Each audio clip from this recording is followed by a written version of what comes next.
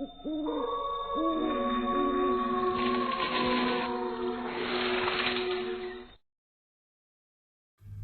के 2 बज रहे थे। प्रिया का पति रुपेश उसके बगल में लेटा खर्राटे भर रहा था, जबकि उसकी आंखों से नींद कोसों दूर थी। प्रिया समझ नहीं पा रही थी कि ये उसकी प्रेगनेंसी के कारण हो रहा है या बाहर से आ रही बिल्ली की लगातार रोने की आवाज के कारण। उफ, आधा घंटा हो गया है।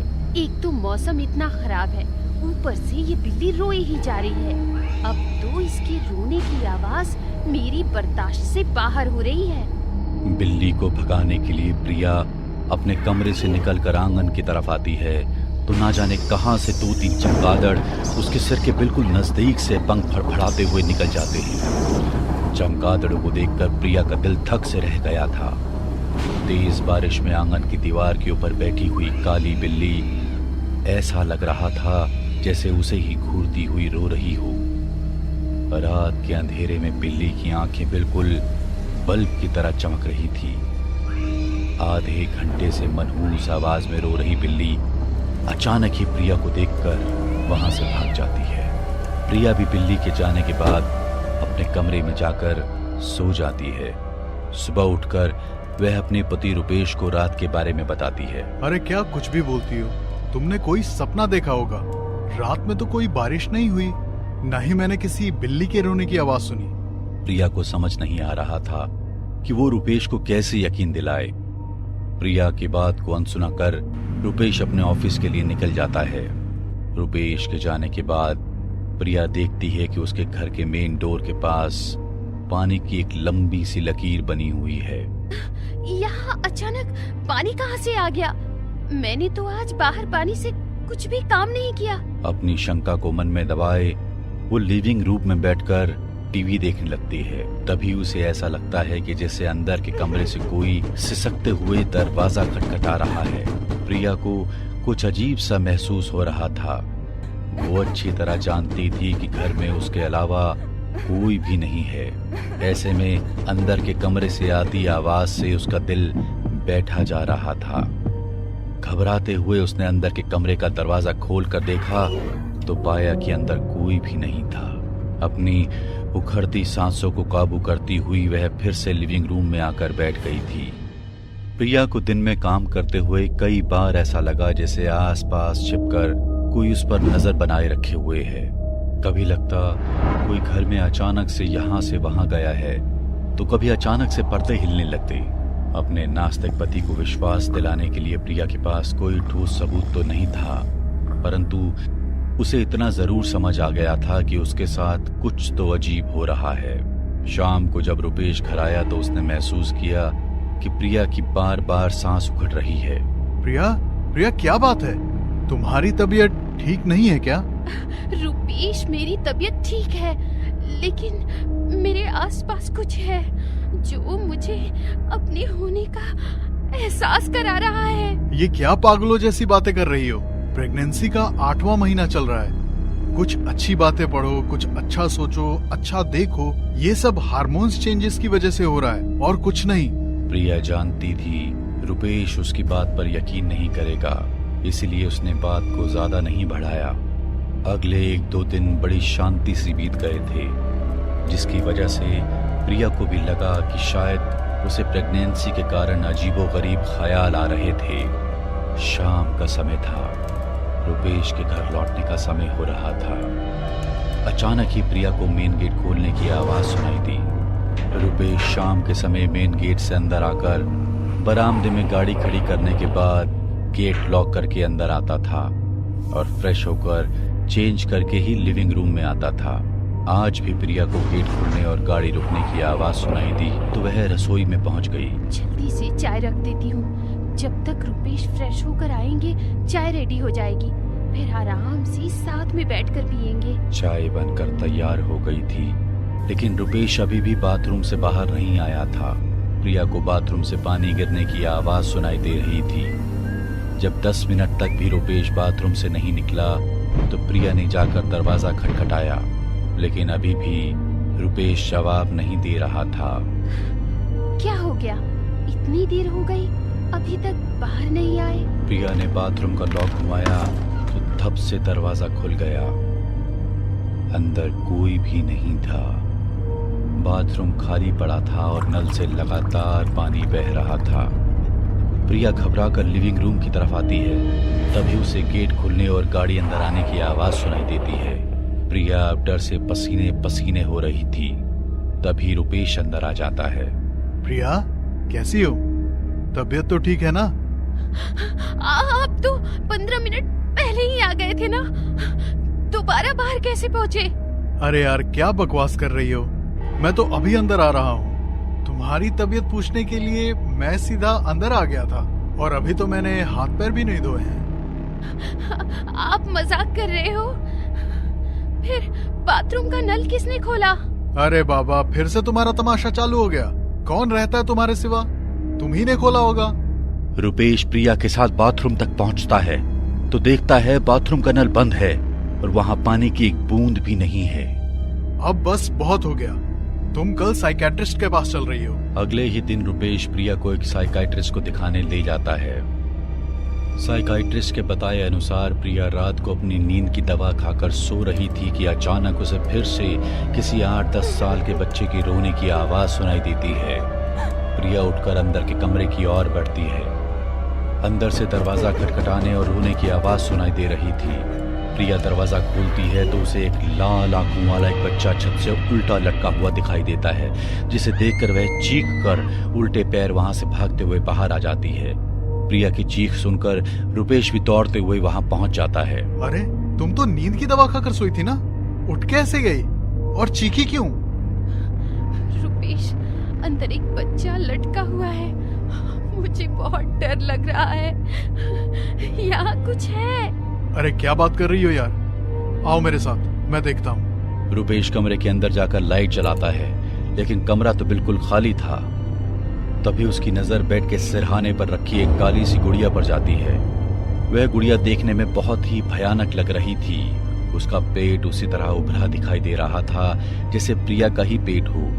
गुड़िया के मुंह, पेट और सिर में कीले घुसी हुई थी। अब तो रुपेश के बदन में भी जैसे झुरझुरी सी उतर गई। प्रिया, तुमने आज से पहले इस घर में ये डॉल देखी है? नहीं नहीं रुपेश, मुझे नहीं पता ये कब और कैसे यहाँ आई। तुम इसे छूना नहीं, खुद को संभालो। मैं कुछ करता हूँ। मुझसे गलती हो गई प्रिया। मुझे तुम्हारा विश्वास करना चाहिए था। यहाँ सच में कुछ जरूर है। अगले ही दिन वह मंदिर जाकर पंडित जी को सारी बातें बताता है। बेटा, एक शास्त्री जी हैं। वैसे तो उनकी उम्र हो चली है, लेकिन अगर कोई उपाय कर सकता है तो वही कर सकते हैं। ये उनका पता है। एक बार कोशिश करके देख लो। रुपेश प्रिया को लेकर शास्त्री जी के घर पहुंचता है और उनसे विनती करता है कि वे उसकी समस्या का हल बताएं। काला जादू समझते हो? काला जादू? हाँ, तुम्हारी पत्नी पर किसी ने काला जादू किया है। लेकिन हमने तो कभी किसी के साथ बुरा नहीं किया शास्त्री जी, तो ये हमारे साथ ही क्यों? एक काम करो, तुम बाजार जाकर एक पपीता लेकर आओ। मैं यहाँ बाकी की तैयारी करता हूँ। इस विधि के बाद पता चलेगा कि किसने और कैसे ये जादू किया है। शास्त्री जी के कहने पर रुपेश तुरंत एक पपीता लेकर उनके पास आ जाता है।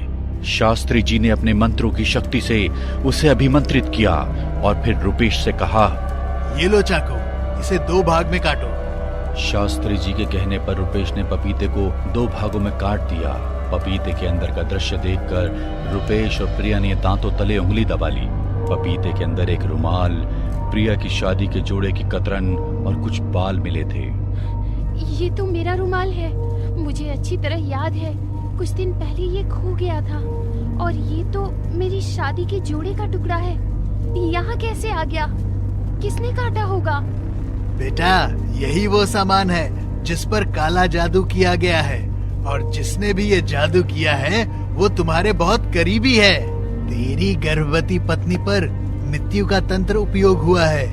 काला जादू तय समय सीमा के अंदर काम करता है, तो तेरी पत्नी के पास बस 15 दिन का समय शेष है। शास्त्री जी की बात सुनकर रुपेश के तो जैसे पैरों तले जमीन खिसक गई थी। बाबा, मैं आपके हाथ जोड़ता हूँ। कुछ भी करके मेरी पत्नी को बचा लीजिए। बेटा, उपाय तो है, लेकिन उसके लिए मुझे तंत्र पलटना होगा। अपने करीबी की मौत का भार सह सकोगे? प्रिया और मैं बच्चे के लिए मैं कुछ भी करूंगा शास्त्री जी। जिसने मेरा अशुभ चाहा है, मैं उसके शुभ की कामना क्यों करूं? ठीक है प्रिया, तुमने उस गुड़िया को छुआ तो नहीं है ना? नहीं, वो गुड़िया अभी भी वहीं पड़ी हुई है। प्रिया की बात सुनकर शास्त्री जी कुछ सामान अपने साथ लेकर उनकी घर की ओर बढ़ गए। वहां पहुंचकर उन्होंने अपने झोले से राख निकाली और उस गुड़िया के ऊपर छिड़क दी। ये शमशान से लाई हुई चिता की राख है, जिसे मैंने साधना से अभिमंत्रित कर दिया है। अब इस गुड़िया को छूने से उसका तंत्र मुझ पर असर नहीं करेगा। शास्त्री जी ने उस गुड़िया को उठाकर अपने जलते हुए हवन कुंड के पास रखा और मंत्र पढ़ते हुए उस गुड़िया में से एक एक करके कील निकालने लगे। अचानक ही प्रिया की आंखें पलक गई और वह जमीन पर लेटकर जोर जोर से चिल्लाने लगी। उसे देखकर ऐसा लग रहा था मानो कोई उसका गला दबा रहा हो। इसके बाद प्रिया उठकर बैठ गई और दोहरी सी भयानक आवाज में गुर्राते हुए बोली,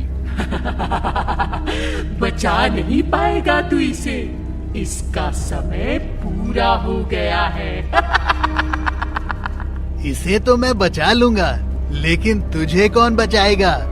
बुरे काम का बुरा नतीजा भुगतने को तैयार हो जा। शास्त्री जी मंत्र पढ़ते जा रहे थे और प्रिया की हालत बिगड़ती जा रही थी। उसका सारा शरीर अकड़ रहा था, जुबान भी बाहर निकल आई थी। पत्नी की ऐसी हालत देख रुपेश हाथ जोड़कर महामृत्युंजय मंत्र पढ़ रहा था। उसकी आंखों से लगातार आंसू बह रहे थे। प्रिया के सारे बाल बिखर चुके थे और चेहरा बहुत ही डरावना लग रहा था। वह तरह तरह से शास्त्री जी को डराने की कोशिश कर रही थी, लेकिन उसकी बातों से प्रभावित हुए बिना ही शास्त्री जी ने अपनी विधि पूरी की और एक एक करके गुड़िया के शरीर से सारी कीलें निकाल दी। अंतिम कील निकलते ही प्रिया चक्कर खाकर बेहोश हो गई। शास्त्री जी ने सभी कीले और वह मनहूस गुड़िया एक मिट्टी के कलश में रखकर और उस पर एक दिया रखकर आधी रात को शमशान में गड़वा दिया। शास्त्री जी की क्रिया पूरी होने की वजह से कुछ ही देर बाद प्रिया भी वापस अपने होश में आ गई। इसके बाद कुछ ही दिन में प्रिया बिल्कुल स्वस्थ हो गई और 2 सप्ताह बाद उसने सुंदर सी बेटी को जन्म दिया। बाबा, चाहे जो भी करना पड़े, लेकिन मुझे रूपेश चाहिए। रूपेश मेरे अलावा किसी और का नहीं हो सकता। अगर कोई भी उसकी जिंदगी में आने की कोशिश करेगा तो मैं उसका वही हाल करूंगी जो इस प्रिया का होने वाला है। एक बार फिर से सोच ले लड़की, एक बार जो तूने ये तंत्र उस लड़की पर छोड़ दिया तो फिर ये पलटा नहीं जा सकता। इस तंत्र से उस लड़की की जान चली जाएगी। इस क्रिया में जोखिम भी बहुत है। अगर प्रिया इस टोटके का उपाय करने का प्रयत्न करेगी तो ये वापस उसी पर मार कर देगा। मैंने सब सोच लिया है बाबा, चाहे मुझे अपनी जान ही क्यों ना देनी पड़े, लेकिन रूपेश को तो मैं उस प्रिया के साथ नहीं जीने दूंगी। प्रिया के मरते ही रूपेश मेरे करीब आ जाएगा और फिर हमारी कहानी को पूरा होने से कोई नहीं रोक सकता। तो फिर ठीक है, मैं जैसे बताता हूँ तू वैसा ही कर। तुझे प्रिया की शादी के जोड़े का टुकड़ा, उसके बाल और उसके इस्तेमाल किए हुए कोई कपड़ा यहाँ लाना होगा। मैं इन सभी सामानों पर काला जादू करके टोटके की मदद से तुझे एक गुड़िया बना कर दूंगा। तुझे उस गुड़िया को उस लड़के रुपेश के घर में जाकर ऐसी जगह छिपाना है कि समय आने से पहले किसी की नजर न पड़े। बाकी का काम ये गुड़िया खुद कर देगी। ठीक है बाबा, जैसा आप कहें। रुपेश और कीर्ति ने साथ साथ कंपनी ज्वाइन की थी। ऐसे में नई कंपनी के नए माहौल में एडजस्ट होने में दोनों को ही समय लग रहा था। एक दिन, कृति, चलो चाय पीने चलते हैं। चाय पीती हो ना?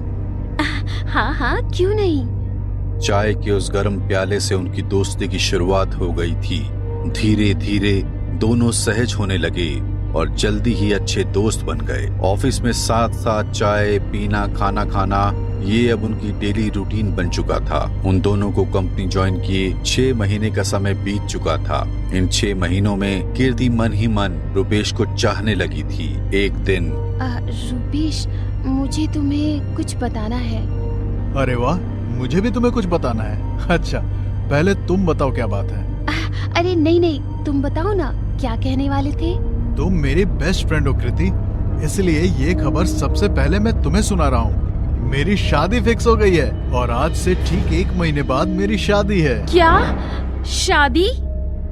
लेकिन किससे? अरे प्रिया से, मेरी बचपन की साथी, मेरी इंस्पिरेशन। पता है, मुझे याद भी नहीं कि मैं उसे कब से पसंद करता हूँ। बस उसके सिवा किसी और के बारे में सोचा ही नहीं। कॉन्ग्रेचुलेशंस रूपेश। अरे थैंक्स यार। अरे तुम भी तो कुछ बताने वाली थी ना? कुछ नहीं, बस वैसे ही। रुपेश की बात सुनकर कीर्ति बिल्कुल हक्की बक्की सी रह गई थी। वो कभी सोच भी नहीं सकती थी कि रुपेश के जीवन में उसके अलावा भी कोई हो सकता है। अपने दिल की बात को दिल में दबाए हुए कीर्ति घुट घुट कर रुपेश की शादी के करीब आते दिन को महसूस कर रही थी। जब रुपेश को खुद से दूर जाते देखने की घुटन कीर्ति से बर्दाश्त नहीं हुई तो वो उस तांत्रिक बाबा के पास पहुंच गई। बाबा के बताए अनुसार उन्हें काला जादू करने की तंत्र क्रिया के लिए रुपेश की पत्नी प्रिया का सामान चाहिए था। इसलिए अगले कुछ दिनों तक कीर्ति रुपेश और प्रिया से कुछ ज्यादा ही घुलने मिलने की कोशिश करने लगती है। धीरे धीरे समय बीता और शादी का दिन नजदीक आ गया। कृति, मैं शादी के लिए आज अपने घर जा रहा हूँ। प्रिया ने तुम्हें स्पेशल इनवाइट भेजा है, तुम्हें शादी में आना ही होगा। अरे भाई, अब तो मुझे डबल इनविटेशन मिल गया है, अब तो आना ही पड़ेगा। तुम बिल्कुल भी चिंता मत करो रुपेश, तुम खुशी खुशी जाओ और अपनी शादी को एंजॉय करो। मैं पूरी कोशिश करूंगी कि शादी में शामिल हो पाऊं। रुपेश को किया वादा निभाने के लिए कीर्ति तय समय पर शादी में पहुंच जाती है। अरे रुपेश, प्रिया कहाँ है? मैं प्रिया से मिलकर आती हूँ। अरे हाँ हाँ, आ जाओ ना, वो अभी उधर हॉल में होगी, रेडी हो रही है। कीर्ति प्रिया के कमरे में पहुंचकर उसकी तैयार होने में मदद करने के बहाने बाबा के बताए अनुसार सामान जमा करने लगती है। बाल और रुमाल तो उसने बड़ी आसानी से उठाकर अपने पास रख लिए थे, लेकिन शादी का लहंगा तो प्रिया ने पहना हुआ था। उसे काटना फिलहाल तो कीर्ति के लिए संभव नहीं था। कुछ ही देर में पंडित जी ने प्रिया और रुपेश को जयमाला और फेरों की रस्म के लिए बुलवा लिया। कुछ देर में प्रिया और रुपेश के फेरे पूरे हो गए थे। अरे बेटा प्रिया, अब ये शादी का जोड़ा उतारकर तुम्हें विदाई वाली साड़ी पहननी है। जल्दी से तैयार हो जाओ बेटा, फिर कुछ रस्में भी तो करनी है। प्रिया, चलो मैं तुम्हारे कपड़े बदलवा देती हूँ। इस बीच मौका पाकर कीर्ति उसके शादी के जोड़े से एक टुकड़ा काटकर अपने पास छिपा लेती है। शादी खत्म होने के बाद कीर्ति प्रिया का सारा सामान लेकर बाबा के पास जाती है।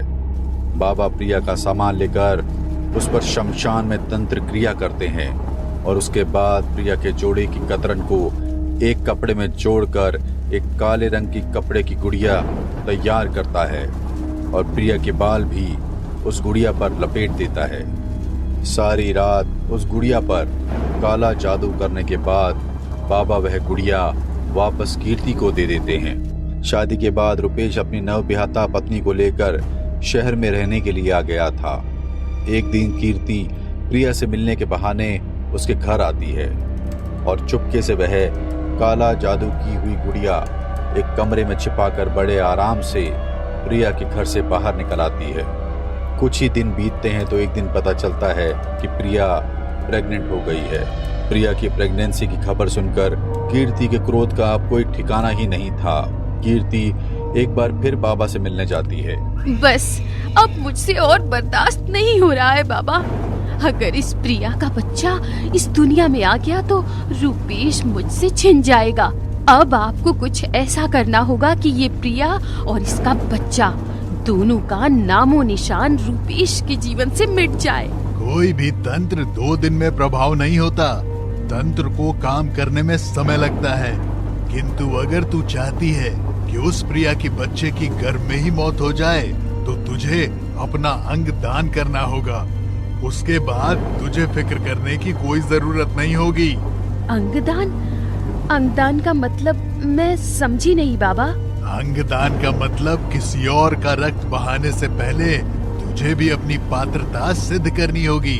प्रिया का खून तभी बह सकेगा जब तू अपने पूरे होशो हवास में अपना कोई भी अंग काट कर शैतान को समर्पित करेगी। हाँ हाँ, मैं कर सकती हूँ। शैतान को मुझे चुनने के लिए जो भी करना पड़े मैं कभी पीछे नहीं हटूंगी। तो फिर ठीक है, सामने रखे इस चाकू से अपनी कनिष्ठ उंगली काट कर अग्नि को समर्पित करो। उसके बाद तुम शैतान से जो मांगोगी तुम्हें अवश्य मिलेगा। बाबा के कहे अनुसार कीर्ति सामने रखे चाकू से अपनी उंगली काटकर हवन में डाल देती है। कुछ देर तक मंत्र सिद्धि करने के बाद बाबा एक जल से भरा कलश कीर्ति को देते हैं। ये अभिमंत्रित कलश है। सुबह दिन निकलने से पहले तुझे ये जल उसके मुख्य द्वार पर गिराना है ताकि कोई तुझे ये करते हुए देख ना पाए। लगातार 7 दिनों तक ये टोटका करने के बाद प्रिया अपने होश हवास खोने लगेगी। मेरी भेजी हुई काली शक्तियां उसके घर के अंदर हर तरफ मंडराने लगेगी। इससे पहले कि वो कुछ भी समझ पाएगी, मेरा काला जादू अपना काम कर चुका होगा। बाबा के बताए नुस्खे को अंजाम देने के लिए कीर्ति सबसे पहले रुपेश की कॉलोनी में ही फ्लैट ढूंढने लगती है। रुपेश, मुझे मकान की जरूरत है। हो सके तो अपनी सोसाइटी में मुझे मकान दिलवा दो। तुम और प्रिया आसपास रहोगे तो मुझे भी सिक्योर फील होगा। अरे कृति, तुम चिंता मत करो, मेरे घर में ऊपर का फ्लोर खाली है, तुम यहीं शिफ्ट हो जाओ ना। रुपेश की बात सुनकर कीर्ति मन ही मन बहुत खुश हो जाती है और जल्दी ही रुपेश के घर में ऊपर के फ्लोर में शिफ्ट हो जाती है। घर में शिफ्ट होने के अगले ही दिन से कीर्ति बाबा का दिया हुआ कलश का अभिमंत्रित जल प्रिया के दरवाजे पर छिड़कने लगती है और इसके बाद से ही प्रिया के ऊपर काला जादू और भी तेजी से असर करने लगता है। अब तो उसे दिन हो या रात हर समय ऐसा लगता जैसे कोई उसके ऊपर नजर रख रहा है। प्रिया की हालत बहुत ज्यादा बिगड़ने के बाद रुपेश उसे लेकर शास्त्री जी के पास जाता है और शास्त्री जी अपनी तंत्र विद्या से प्रिया के ऊपर किए हुए काले जादू को काट देते हैं। जैसा कि शास्त्री जी ने कहा था कि उनके द्वारा प्रिया के ऊपर से काला जादू हटाने के लिए उन्हें उस टोटके को वापस मोड़ना होगा, जिससे कि जिसने भी यह टोटका किया होगा वही इसका शिकार हो जाएगा। अपने मंत्रों की शक्ति से शास्त्री जी ने प्रिया के ऊपर किए हुए काले जादू को पलटकर वापस कीर्ति की ओर मोड़ दिया और अगले 10 दिनों के अंदर ही कीर्ति गंभीर रूप से बीमार हो गई थी और उसकी हालत बिगड़ने लगी थी। कीर्ति की हालत ऐसी थी कि बिस्तर से उठ पाना भी उसके लिए संभव नहीं था। धीरे धीरे उसकी मानसिक हालत भी बिगड़ने लगी थी। कभी उसे लगता कि उसके शरीर पर असंख्य कीड़े रेंग रहे हैं, तो कभी उसे महसूस होता कि वो अकेली किसी सुनसान जगह पर है जहां हर तरफ बस अंधेरा ही अंधेरा है। कोई है यहाँ? मुझे यहाँ से निकालो, मुझे डर लग रहा है। कोई है? कीर्ति की लगातार आती चीखों को सुनकर पड़ोस में रहने वाले लोग दरवाजा तोड़कर उसके घर में घुसते हैं तो कीर्ति की हालत देखकर सन्न रह जाते हैं। कीर्ति ने अपने लगभग आधे बाल खुद नोच लिए थे। उसके शरीर पर गंदे और फटे कपड़े दिखाई दे रहे थे और वो पागलों की तरह अपने शरीर को नोच रही थी। उसकी ऐसी हालत देख पड़ोसी घबराकर उसको पागल खाने ले गए। कुछ दिन पागल खाने में बिताने के बाद अंत में कीर्ति की दर्दनाक मौत हो गई। बुराई का अंत हमेशा बुरा ही होता है। शास्त्री जी ने रुपेश को काला जादू करने वालों का नाम तो नहीं बताया था, लेकिन कीर्ति की रहस्यमयी हालत में हुई मौत से रुपेश इतना तो समझ ही गया था कि प्रिया पर काला जादू करने वाला कोई और नहीं बल्कि कीर्ति ही थी।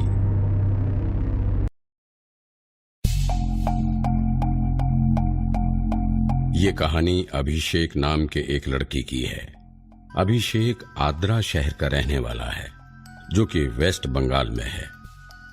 अभिषेक बच्चों के घर जाकर उन्हें ट्यूशन पढ़ाया करता था। वो लोगों से काफी मिलजुल कर रहने वाला इंसान है। एक रात की बात है जब अभिषेक बच्चों को पढ़ाकर ट्यूशन से अपने घर वापस आ रहा था, तभी उसे सड़क पर कुछ दिखा जिसे देखकर वो वहां रुक गया। अभिषेक साइकिल से उतरकर देखता है तो बीच सड़क पर एक लाल रंग के कपड़े की पोटली और एक काला पुतला सड़क पर पड़ा था। अरे ये रास्ते के बीच क्या पड़ा है? लगता है ये सब शरारत शहर के लोगों को डराने के लिए की गई है। अभिषेक लात मारकर उन चीजों को सड़क से दूर कर देता है। उन चीजों को लात मारकर अभिषेक ने बहुत बड़ी गलती कर दी थी। चलो अब रास्ते पर इससे और कोई परेशान नहीं होगा, चलता हूं यहां से। उसके बाद अभिषेक वहां से साइकिल पर अपने घर की ओर निकल जाता है। पर इस बार उसे ऐसा लग रहा था कि जैसे कोई और भी उसके साथ साथ आ रहा है। उसे उसकी साइकिल भी भारी लग रही थी, मानो कि जैसे कोई साइकिल के कैरियर पर बैठा हो। अभिषेक ये सब महसूस करते करते कुछ ही समय में अपने घर पहुंच जाता है। आज तो बहुत थक गया, अब बस जल्दी से खाना खाकर सो जाता हूं। वो रात का खाना खाकर सोने चला जाता है। आधी रात को अचानक से अभिषेक उठ जाता है और उससे ऐसा लगने लगता है जैसे कि कोई उसके कान के पास आकर कुछ बड़बड़ा रहा है। ये कैसी आवाज है? लगता है कोई बुरा सपना था। उफ। अभिषेक जैसे ही फिर से सोने लगता है, वैसे ही उसे घर में सामान गिरने की आवाज आने लगती है। अभिषेक को लगता है कि घर में कोई बिल्ली घुस आई है, जिसे भगाने के लिए वो उठकर उस आवाज की तरफ आगे बढ़ने लगता है। तभी अचानक से उसके सामने एक डरावनी चुड़ैल सामने आ जाती है। उसे देख अभिषेक बहुत बुरी तरह से घबरा जाता है। उसके मुंह से आवाज तक निकलनी बंद हो जाती है उस भयानक चुड़ैल को देखकर। उस चुड़ैल के मुंह से डरावनी आवाजों में कुछ बड़बड़ाने की आवाजें निकलने लगती हैं, लेकिन अभिषेक को उसकी कोई भी बात समझ नहीं आ रही होती।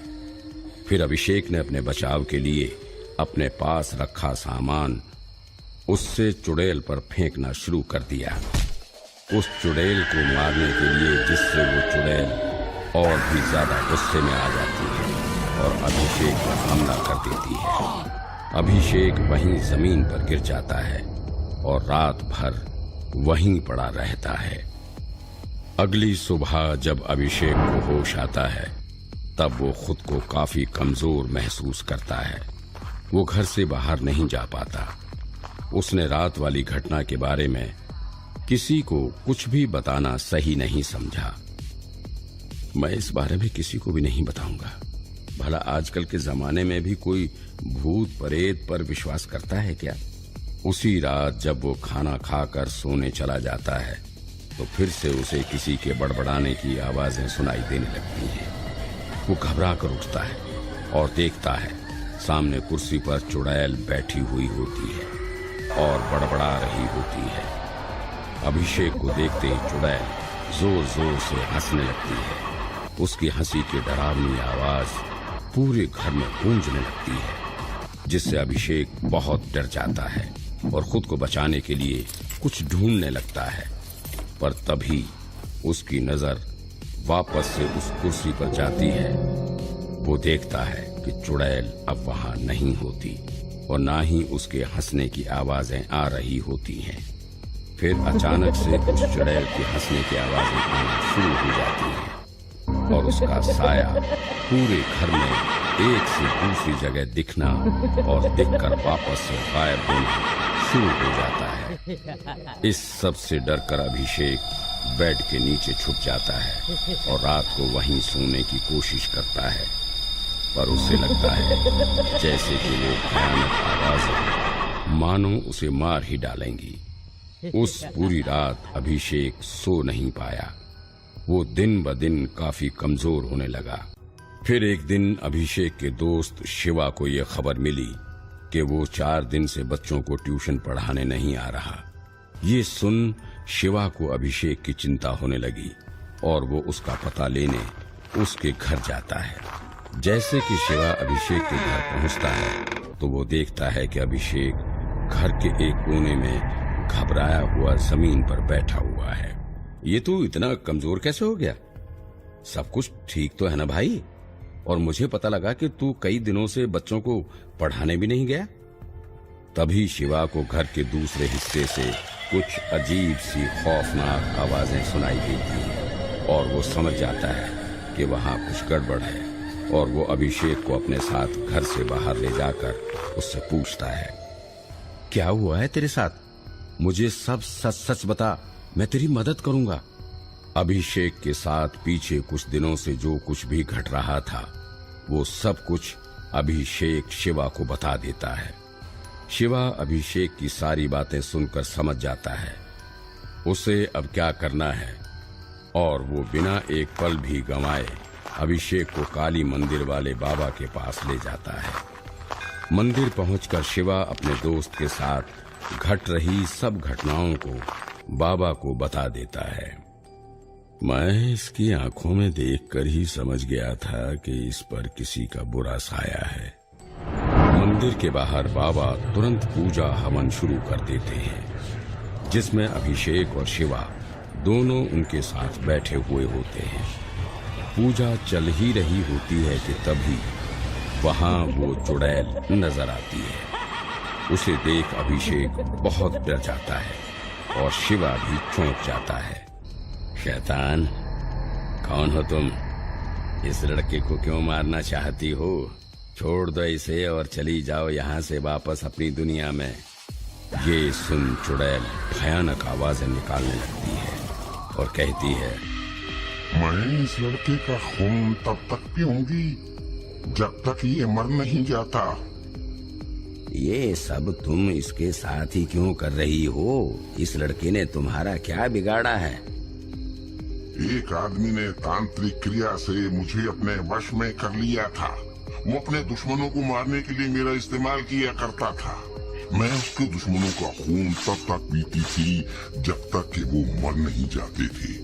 फिर एक दिन उस तांत्रिक ने मुझसे अपना पीछा छुड़वाने के लिए मुझे एक काले पुतले में कैद करके एक लाल रंग के कपड़े में बांध दिया। असल में वो रात जब अभिषेक अपने घर वापस आ रहा था वो अमावस्या की रात थी। जिस रास्ते में अभिषेक रुका था वो एक चौराहा था और उसने जिस पोटली को लात मारी थी उसमें वही पुतला था जिसमें तांत्रिक ने चुड़ैल को कैद किया हुआ था। पोटली को लात मारने के कारण वो चुड़ैल पुतले से आजाद होकर अभिषेक के पीछे पड़ गई। हे शैतान, तुम इस लड़के का पीछा छोड़ दो, तुम्हारे लिए यही अच्छा होगा।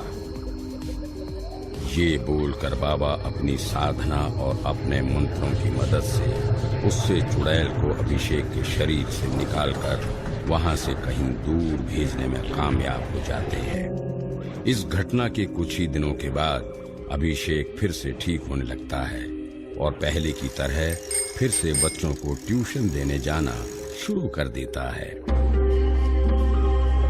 शिवा, अगर तू मेरे उस दिन मेरे घर मेरा पता लेने नहीं आता तो आज मैं जिंदा नहीं होता। तूने मेरी जान बचाई है यार, थैंक यू सो मच। अच्छा, मतलब अब तू अपने दोस्त को थैंक यू बोलेगा? मुझे तेरा थैंक यू नहीं, मुझे तो पार्टी चाहिए तेरे फिर से ठीक होने की खुशी में। हाँ, क्यों नहीं मेरे दोस्त, जरूर। लेकिन आज भी वो उस हादसे को भुला नहीं पाया और उस चौराहे से ना गुजर कर भी वो चौराहा उसे अभी भी सब कुछ याद दिलाता रहता है।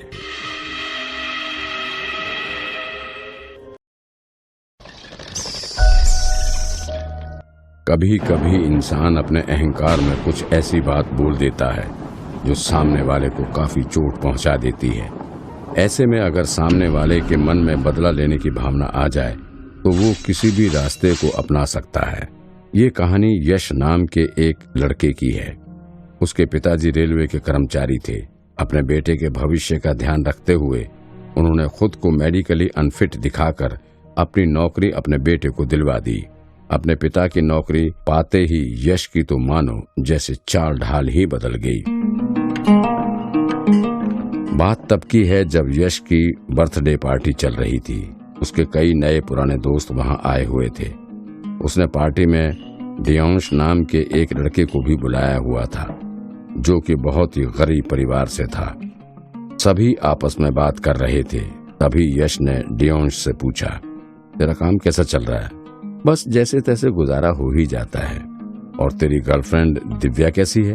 अब दिव्या मुझसे नहीं मिलती है क्योंकि उसके पिताजी ने मेरा रिश्ता ठुकरा दिया है। अरे ये तो होना ही था। अगर तू मेरी तरह रेलवे की नौकरी में होते तो दिव्या के पिताजी खुद उसका रिश्ता लेकर तेरे पास आते। ये सुनते ही डियोंश बहुत दुखी हो जाता है और वो बिना कुछ कहे वहां से चला जाता है। तभी यश के दोस्त व्योम ने उससे कहा, यश, तुम्हें डियोंश को ये नहीं बोलना चाहिए था। पूरी पार्टी के सामने तुमने उसकी गरीबी का मजाक बना दिया। अरे सच ही तो कहा है मैंने। आज के समय में मेरे जैसा कामयाब इंसान होना बहुत जरूरी है। भाई, तुम्हें भी तो ये नौकरी तुम्हारे पिताजी की वजह से ही मिली है। तुमने कौन सा कोई एग्जाम क्लियर करके इसे हासिल किया है जो तुम खुद को कामयाब इंसान कहते फिरते हो? सीधे सीधे बोलते क्यों नहीं? तुम मुझसे जलते हो और मेरी नौकरी से भी जलते हो। भला मैं तुमसे क्यों जलने लगा? मत भूलो, पढ़ाई लिखाई, कोर्स, हर जगह मैं तुमसे बेहतर था। मैं जो भी हूँ आज अपने दम पर हूँ। जो कमाता हूँ खुद की मेहनत से ही कमाता हूँ। चल अभी के अभी निकल जा मेरे घर से। हाँ, जा रहा हूँ मैं यहाँ से। खुद तो चपरासी का एग्जाम तक क्लियर करने की औकात नहीं है और हमें कामयाबी पर लेक्चर दे रहा है। बात हाथापाई तक पहुँच जाती है। पार्टी का माहौल बिगड़ जाता है।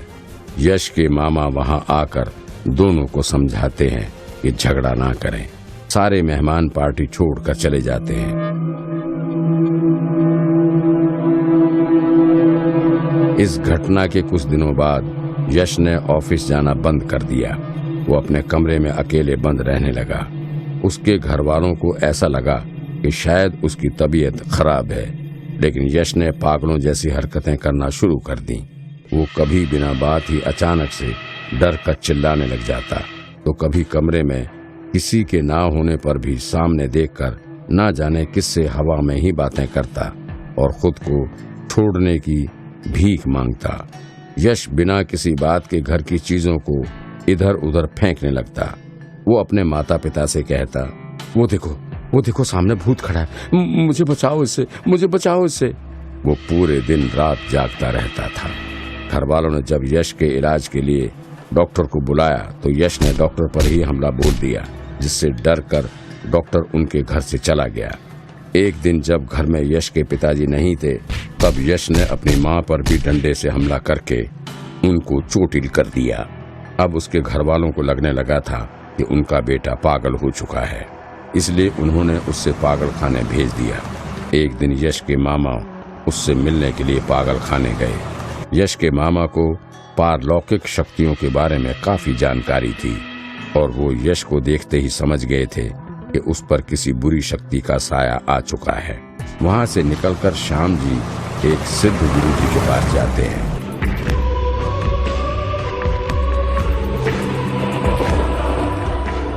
और यश की समस्या के बारे में उन्हें सब कुछ बताते हैं। यश पर काले जादू का प्रयोग किया गया है और उस पर एक प्रेत का साया है, जिसकी वजह से यश को हर जगह बस वही प्रेत दिखाई देता है। लोग अक्सर आपसी दुश्मनी में ऐसे काले जादू का प्रयोग करते हैं। श्याम जी सोच में पड़ जाते हैं कि उनके यश के साथ ऐसा कौन कर सकता है। यश के मामा को यश के माता पिता से बातचीत के दौरान पता चला कि ये सब यश के बर्थडे पार्टी के बाद से शुरू हुआ है। उसी के कुछ दिन बाद ये यश की ये हालत होनी शुरू हुई थी। श्याम जी को याद आया कि उस दिन यश की व्योम से हाथापाई हुई थी। इसके बाद श्याम जी व्योम के घर जाते हैं, उससे बात करते हैं। काला जादू, टोना टोटका, ये सब क्या बकवास है? मैं कोई बकवास नहीं कर रहा, चलकर खुद देख लो। यश पागल खाने में है, उसकी हालत बहुत खराब है। बर्थडे वाले झगड़े के बाद से डियोंश भी कहीं नजर नहीं आ रहा और उसका फोन भी बंद आ रहा है। ये डियोंश कौन है? फिर व्योम ने श्याम जी को उस दिन यश और डियोंश के बीच हुई सारी बातें बताई। मुझे इस लड़के से मिलना ही होगा, तुम अभी चलो मेरे साथ। श्याम जी और व्योम डियांश के किराए वाले घर पहुंचते हैं, जहां वो देखते हैं कि उसके घर पर तो ताला लगा हुआ होता है। श्याम जी मकान मालिक को मना लेते हैं और उन्हें घर की चाबी मिल जाती है। घर के अंदर जाते ही उन्हें कुछ नकारात्मक शक्तियों के वहां होने की ऊर्जाएं महसूस होने लगती हैं। दोनों घर के जब एक कमरे में घुसते हैं तो वहां उनके काले जादू के अनुष्ठान की चीजें जैसे खोपड़ी, कुछ जली हुई लकड़ियां, सिंदूर और यश की एक फोटो मिली।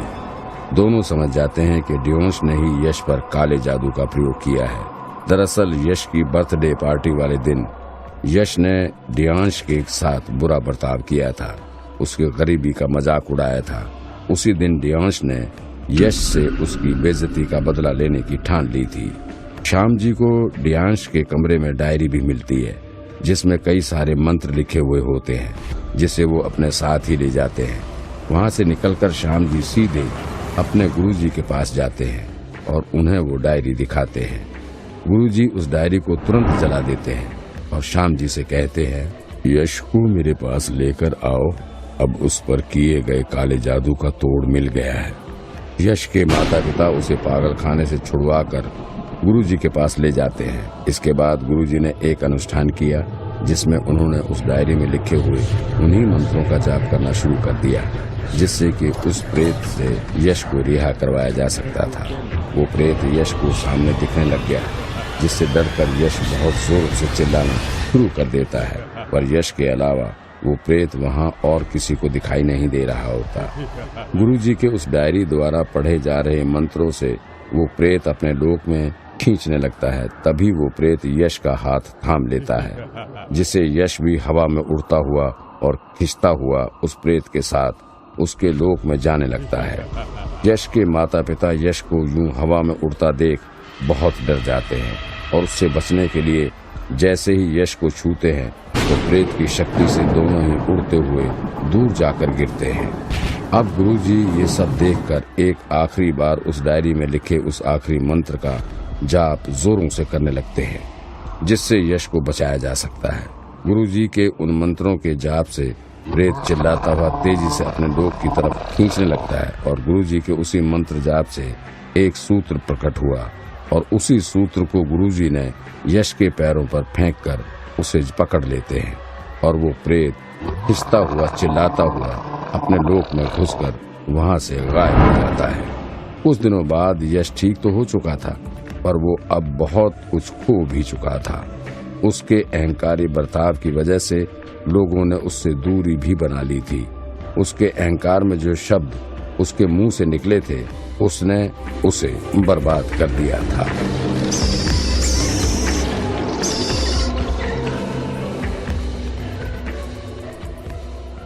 उम्मीद है दोस्तों आपको आज की कहानी बहुत पसंद आई होगी। ऐसी और हॉरर स्टोरीज के लिए हमारे चैनल को सब्सक्राइब करें और बेल आइकॉन का बटन दबाना ना भूलें। और अगर आप अपनी कहानी हमारे साथ शेयर करना चाहते हैं तो हमें ईमेल जरूर करें। हमारी ईमेल आईडी नीचे डिस्क्रिप्शन बॉक्स में दी गई है। और हाँ, वीडियो को लाइक और शेयर करना ना भूलें। Thank you.